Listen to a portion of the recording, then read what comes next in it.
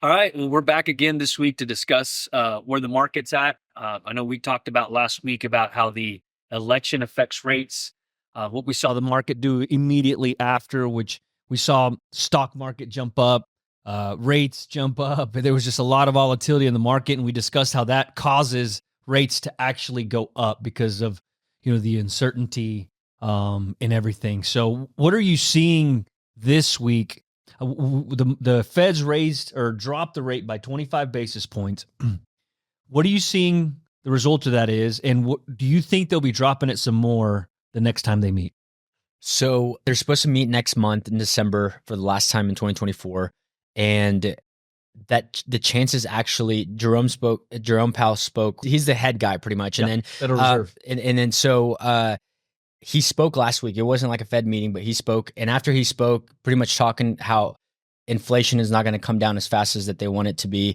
Chances went from like being 99%, they came down 62% lower. So we don't know if we're going to see a rate cut, but I think as long as we kind of keep chipping away at the inflation, hopefully we start seeing some better rates. Well, it's kind of hard to understand. I mean, I've been in the business for a long time, and it's hard to understand what makes what go down and what makes what go up. But why do they drop or raise that rate? And what is the Fed rate? What is it exactly? So the Fed rate, that's one thing that people, and we kind of talked a little bit about last week, is that it's mainly impacting short-term, loans, which Right. is going to be like, if you've had your money in a CD or even a money market account, you've probably already seen that tick down a little bit.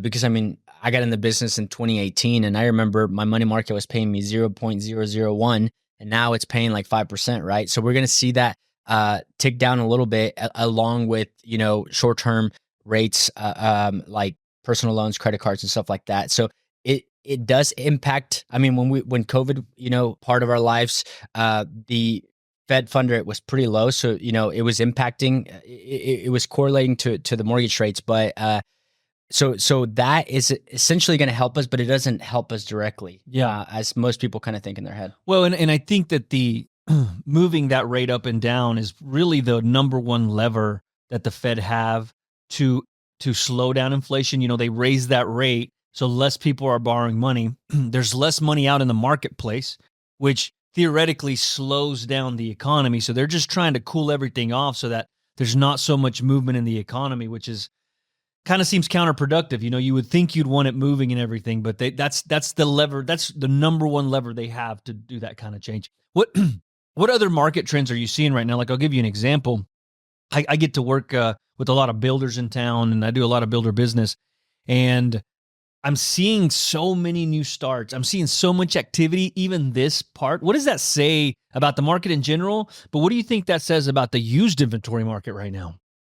I think it says that we're still short on inventory, right? And I think that builders are kind of coming back around after COVID, because there were so many people that went out of business because of the high costs, and people just couldn't get supplies pretty much, and I mean, you probably know this from firsthand, that builders are not seeing the returns that they were seeing before COVID. What a thing that people have to remember is that inventory is still so short. I think for last month we had about just a little bit over 1 million homes for sale in the United States, and we have about 130, 140 million people. Yeah, we do a good job of tracking our new loan applications pretty closely. And of course, we saw it kind of die down right before the election. I don't exactly know what people are waiting for in the election. I'm not sure if they think that like the sky's going to fall if the wrong candidate is voted on or elected. But but immediately after, I don't know if you experienced this, well, with your team, but immediately after, we saw a huge uptick in applications, which is not normal for November. So it looks like November, for as far as new people inquiring about a loans, are up. So I want to encourage everybody in this industry right now that to like be ready. I mean, because I do think there is a lot of activity. There's a lot of pent up energy from everybody wanting to wait. People that thought that there was going to be this huge either collapse or rate of improvement after the election are realizing that it's business as usual. We woke up with the same market that we went to sleep with. And so that's what I encourage people on that. Yeah, the last thing that I'll wrap up with as well is a lot of people think that the election changed something. And the reason for that is because you got to remember last year we were seeing rates over 8% for some people.